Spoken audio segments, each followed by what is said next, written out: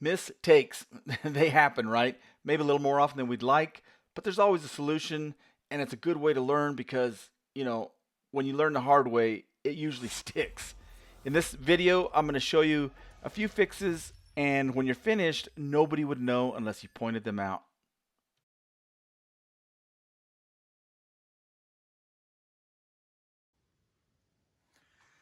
So I have a few 4mm dominoes here. These are really just for reinforcement. Actually didn't even need them, but you can see I goofed and I put one in the wrong spot. No big shake, just took a scrap and cut a piece to fit. Glued that in place. It'll probably barely show as far as its location, but inside the cabinet, it'll never be seen. After these furniture pieces were complete and lacquered, I tried to find the mistake. I did find it, but it was so slight, I really couldn't get a good shot of it on camera. All right, so here's another one. I'm creating all these grooves in these components, and I'm using a dado blade and making 2 passes at the table saw. And I'm using spacers because I have 2 different width of components. This one's obviously thicker, but the groove needs to be the same. And so by using spacers, I can accommodate that without moving the fence. However, I thought I had these marked clear enough with blue, magic marker. This one's for the 1 3/4 components. This spacer is for the 3/4 components, but I goofed. I had this spacer in place, just not paying attention, and I cut this groove too wide. It's wider than it's supposed to be. So super easy fix. I'm going to cut a piece to fit in there, glue that in solid, and then I can re-groove it. And here, of course, just sneaking up on a good fit by utilizing the hand plane. Yeah. I'll just mark that. Cut it to length and glue it in.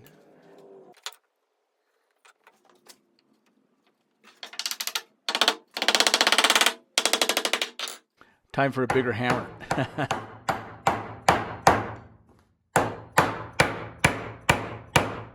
One thing I'd like to point out, when you have thin pieces of wood and you add glue, the moisture can cause those pieces to swell. So I always add clamp in a situation like this.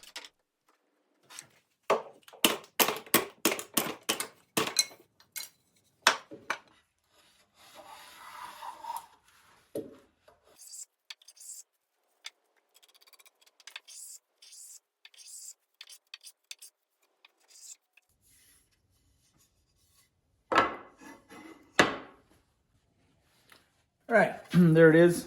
Ran it again with the correct spacer this time. And I'm looking for about 410 thousandths. 409 and a half, 411, that'll work. And you can just see a little sliver of a different color. It'll never show, and this is actually a top piece, so it'll be hidden very well. But anyway, yeah, mistake.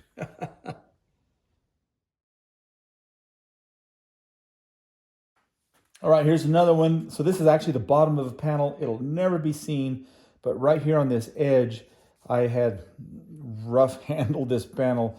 I grabbed it before this veneer had been flushed up and trimmed, and it ripped a piece off this edge, maybe 3/4 of an inch by 3/4 of an inch, something like that. No big shake, found some veneer. I didn't even match the color. I didn't match the grain.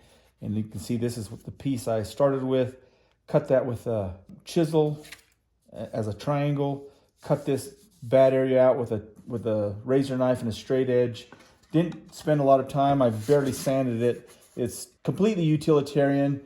And like I said, a lot of this is going to go into a groove, so it won't even hardly show. It's going to be on the bottom. And so, yeah, just an easy repair, just to make myself feel better mostly.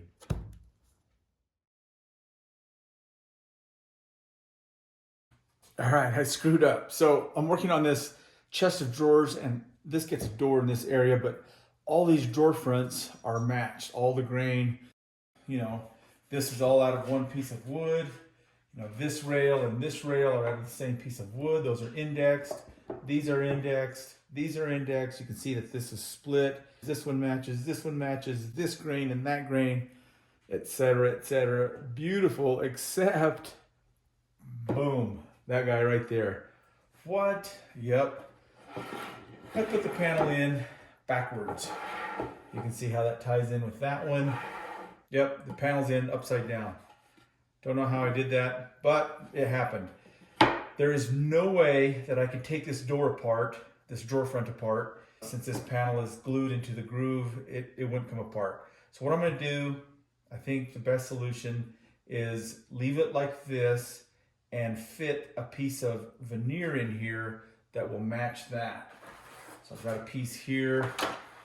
I can find an area that's a couple of inches wide right there where that terminates, like right in this area, and utilize this piece to go in here, and we'll see how that works. That way these pieces, all these other components retain their position and everything matches. Probably the easiest solution. Oh man, take two.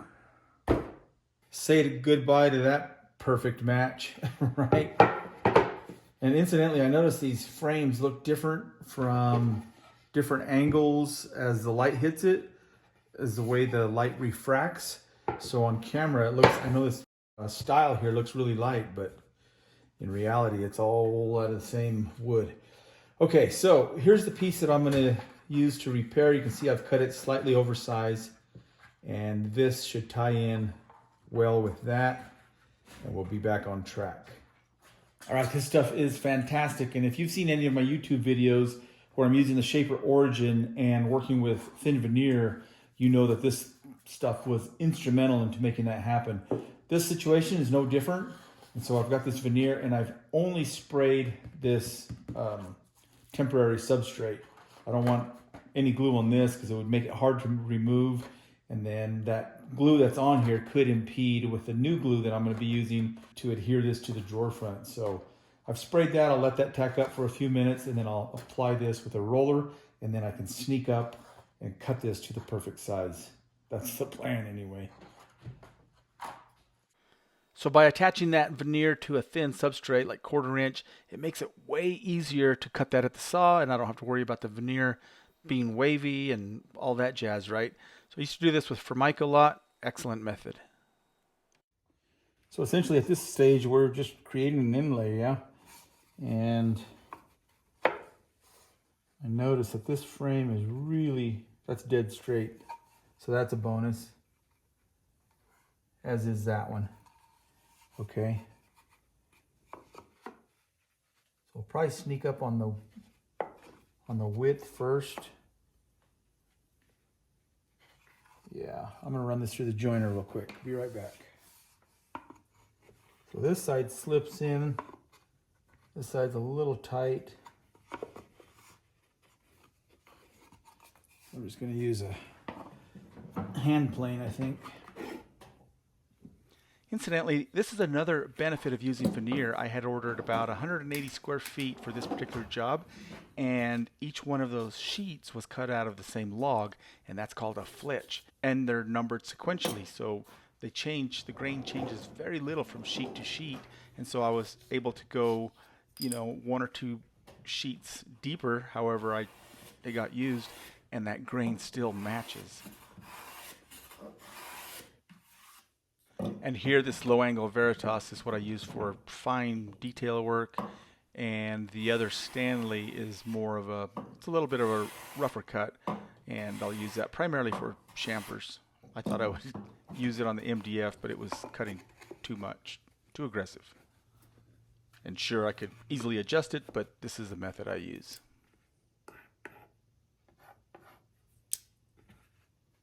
The side's slightly out of square. Just need to hit this top, or this right side at the top.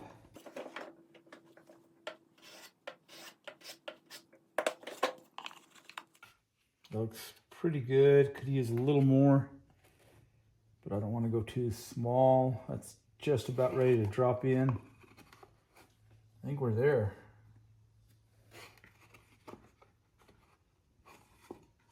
It may even act a little different when it's just veneer, but Even if it's a little tight, you can kind of force that just being veneer. So let me peel that loose.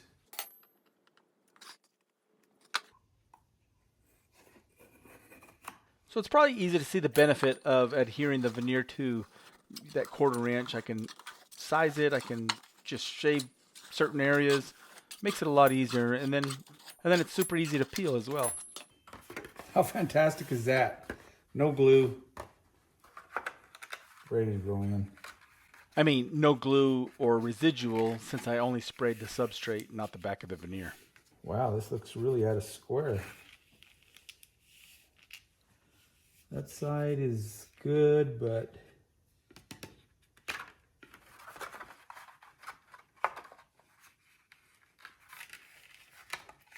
I suppose I could just get it close and then just run a bead of caulking. Yeah. I'm going to trim this just a tad. I think I can put this back.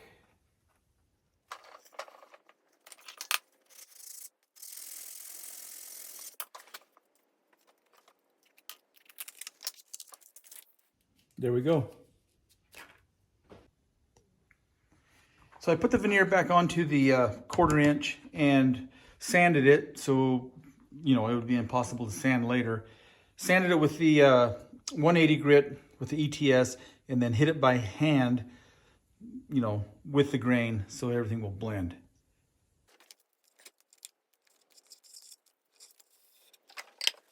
All right, at this stage, we are ready for glue. I went ahead and taped off the perimeter of the frame for a couple of reasons. A, it'll be faster to get the glue down, right? And two, of course, I don't want to get glue on the inside of the frame. The saw was already set, so I went ahead and made a cowl and just cut it slightly smaller. This one will go in the front.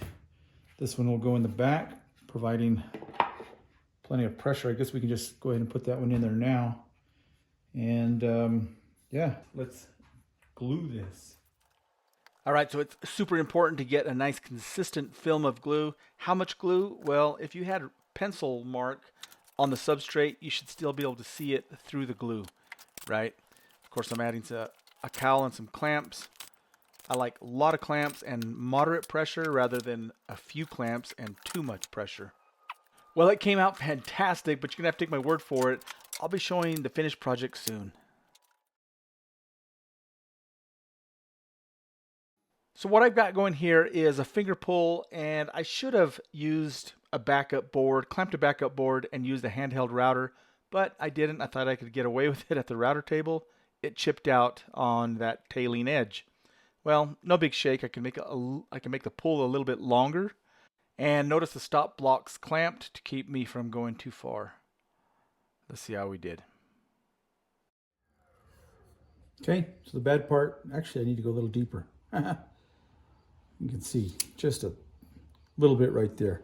So I need to come this way a little more. I'll just place that right there. And I can just gauge the size of the gap. Right in there. Let's give that a go. Yeah, with a really sharp cove bit, you can sometimes get away without backing it up at a router table, but eh. The bad part's gone. Cut a little piece to fit in there and should blend fine. Yeah. I'm using a relatively smooth belt on the belt sander, probably a 150 grit. I can sneak up on a fit and I can just mark those high spots and touch those up by hand. I'm putting a slight back bevel, very slight, so the contact point is where it counts. Makes sense, yeah.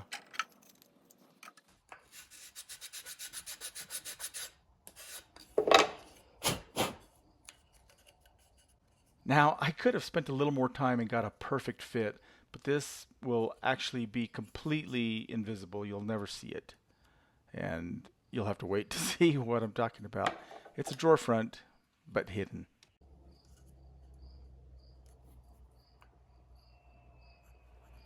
Mistakes, yeah, they take time, but I try to look at it as practice for when you're doing some, a task that's similar. So And here I just cut that piece over at my scroll saw.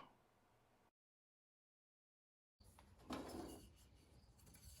guess my first clue would have been how it's kind of burning. I mean, cherry is notorious for burning anyway, but that would have been a good indicator that my router bit was pretty dull. Oh well. Not a big deal. We'll push that in at an angle and get positive glue squeeze. A little more right there. Okay, there we go. And then when I put this clamp on, I'll twist it slightly so that it wants to tighten in the direction I want, right? Yeah, man, we'll let that thing set.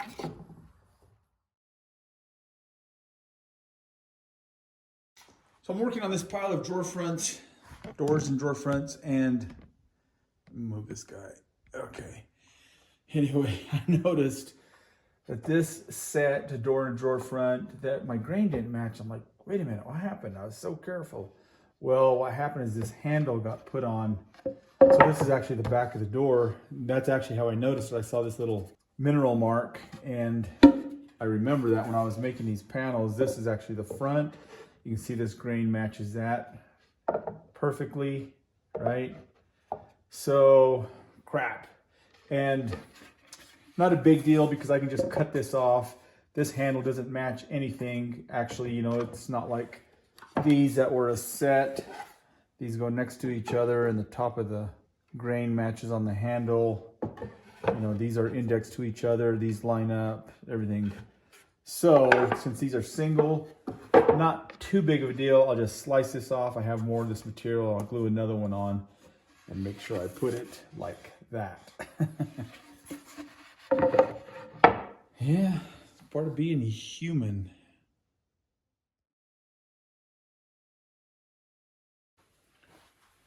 All right, so this one hit me kind of hard. You know, usually I make a mistake. It's like, all right, whatever. Take one, take two. This one, because of the amount of time I had into it up to this point, yeah, it hit hard. So what happened is making a door, you know, stiles, rails, panel, and I cut the panel, and when I cut the panel, well, I cut it. I cut it this long, boom, instead of this long, right? Just not paying attention. And I think that's what mistakes and accidents almost always are. They're just a lapse in attention, right? So with stiles, with the rails going on, there's a gap. Won't work. So I thought I would try something. Because up to this point, like I said, I have a lot of work into this panel. These panels are made of 2 layers of plywood with a layer of veneer sandwiched in between, and then face veneers on both sides. A lot of work up to this point. This is beautifully, you know, this grain direction and centered on both sides. A lot of work up to that point. I thought, what can I do to make that work? So I've added these little pieces here, and with that, let's see, this goes here. I think it'll look fine.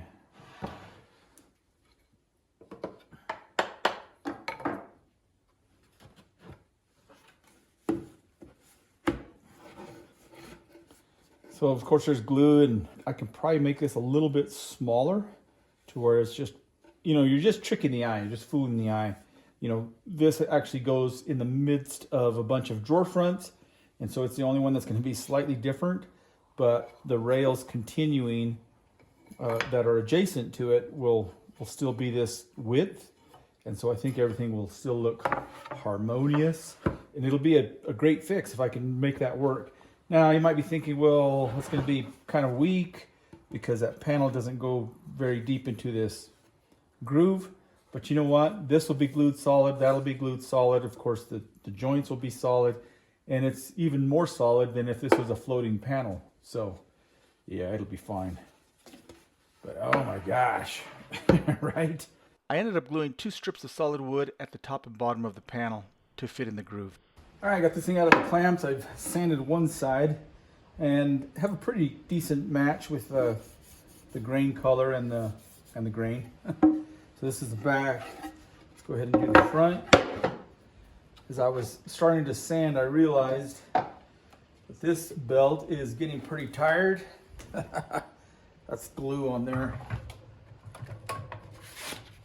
Can't do much with that, but that's after 14 doors, right? Door fronts, so not bad. So I'll put a new one on, or another one on. I don't want a new one, just something used, but still good. This is 180. Let's give this a go. So even though the belt is 180 grit, it would be too aggressive if it was a new belt. So I'll use a belt that's slightly used. And of course, that way it blends the adjacent styles and rails much better without too deep or aggressive scratches. Now, if you look closely, you can still see some remnants of some pencil mark right there and right there. So I'm not grinding on this as it appears, just a light touch and with a 180 grit.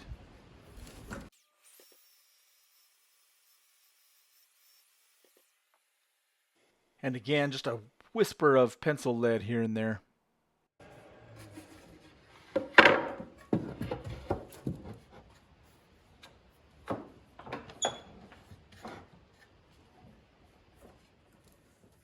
I speed a lot of these clips up because the only thing more boring than sanding is watching someone else sand, right? But I'll show it in real time here just so you can see some technique. Now, I am going across that entire joint, so yes, I'm introducing some cross-grain scratches in those styles, the wider pieces, but no big shake. It's 180 grit, and 2, we'll get those out with dual action or an orbital sander. And you'll also notice that I keep that belt sander moving. Now, if a person had a quality wide belt sander, not a drum sander, but a wide belt sander with a true platen, it would also create a nice flat surface. It would introduce scratches to opposite components, sides or the rails in this case, but that can easily be sanded out. And since I no longer have a wide belt, well, a belt sander is going to do the trick. Now you can use a straight edge across the corners, across those joints, and make sure you don't have any dips or valleys. But I've done this enough to where I know that it's nice and flat. The platen keeps everything flat. Even though it's a big, cumbersome machine, I'm using a very light touch and, of course, 180 grit. Not bad, right? Probably not real noticeable. I mean, you know what to look for, but at first glance, I don't think the eye will pick it up. This is going to work. Only solutions, right? Here's one of the finished pieces, and I'll be showing more on this project soon. It was kind of a big project, and I noticed that a lot of my mistakes happen when I get interrupted, or I was working on other things as well as this project. And those distractions are usually what create these problems, right? Anyway, it all worked out, and I hope you got some good use out of this video. Please remember to click like and subscribe. Thanks a ton for watching.